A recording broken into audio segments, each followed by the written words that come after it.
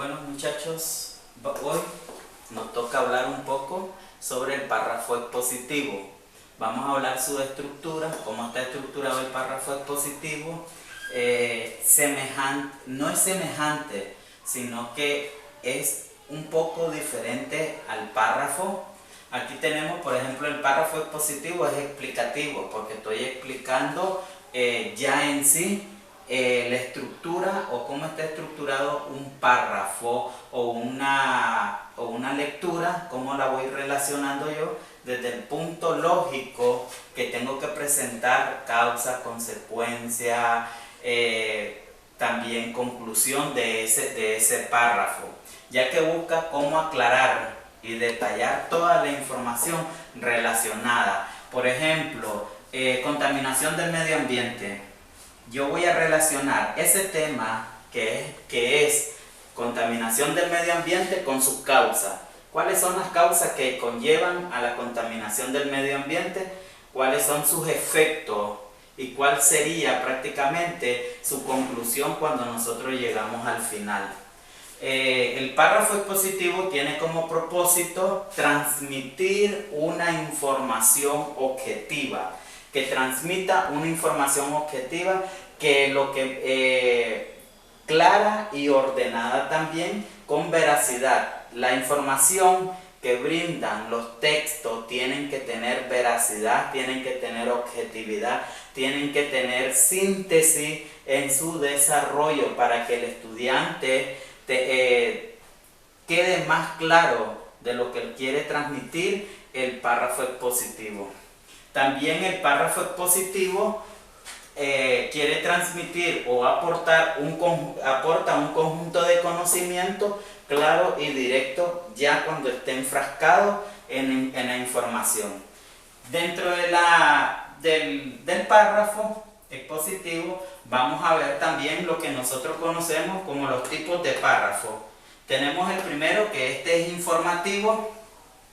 Sabemos que en los periódicos, en las revistas, en los textos escolares también vamos a encontrar nosotros un párrafo informativo donde nos brinda una información objetiva. Por ejemplo, los periódicos utilizan párrafos prácticamente informativos donde brindan sucesos y donde la información sea objetiva y sea veraz para que las demás personas que lo están leyendo prácticamente queden claros y que digan que sí, que se dio ese problema. También nos pueden utilizar los medios de comunicación, porque recordemos que de ahí sacan también los periódicos cualquier información que tiene los medios de comunicación, que son por ejemplo la televisión.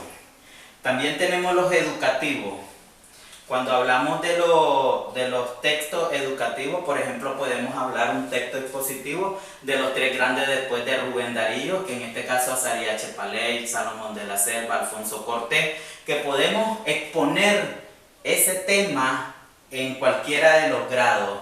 Entonces, eso es el párrafo expositivo y educativo que nosotros vamos a ver. Los tres grandes después de Rubén Darío en una exposición, ya sea en cualquiera de los niveles. El texto científico, cuando hablamos por ejemplo del cáncer de mama, del cáncer cervicuterino, entonces dan conocimiento. Por ejemplo, los textos que salen en ciencias naturales como el VIH, entonces tenemos ahí que son textos científicos, porque la base científica me brinda los conocimientos científicos que tiene cualquier texto en ciencias naturales. Entonces, tengo también el párrafo jurídico, que prácticamente lo utilizan, en este caso, los licenciados en derechos o los doctores que ya tienen alguna especialidad en el caso de asuntos de derecho. Entonces, dentro de aquí, estos son los cuatro que más se miran de los tipos de párrafo dentro del párrafo expositivo, porque tenemos el informativo, brindan información objetiva a una determinada población, con el objetivo de brindar, como lo dije, de transmitir información aportar conjunto de conocimiento claro y directo. Tenemos el educativo, que se le dan pauta al estudiante para que busque cómo aprender un poco más acerca de las ciencias que brinda la educación. Tenemos lo científico y tenemos lo jurídico. Dentro de aquí vamos a ver la estructura del párrafo expositivo. Tenemos la primera estructura, que es la introducción. Dice que la introducción es donde se da a conocer el tema. ¿Cuál es el tema que yo voy a hablar o voy a exponer dentro del aula de clase? Por ejemplo, voy a hablar sobre vida y obra de Federico García Lorca, un poeta español. Entonces, pero de esa obra o de esa síntesis biográfica de Federico García Lorca, por ejemplo, yo voy a hablar de la casa de Bernarda Alba. Entonces, ese es mi tema central, donde yo voy a introducir, por ejemplo, quién era Bernarda Alba, cuántas hijas tenía Bernarda Alba, cómo era el entorno familiar que se desarrollaba en esa novela, cuál era el hilo principal de que se estaba desarrollando esa obra en esa gran novela de Federico García Lorca, abordando y los aspectos a tratar. Los personajes, por ejemplo, de la casa de Bernarda Alba, los personajes principales, secundarios, el argumento en que se giraba en torno a esa novela. Tenemos el desarrollo, parte del texto con el cual se expone de manera clara, ordenada y con coherencia.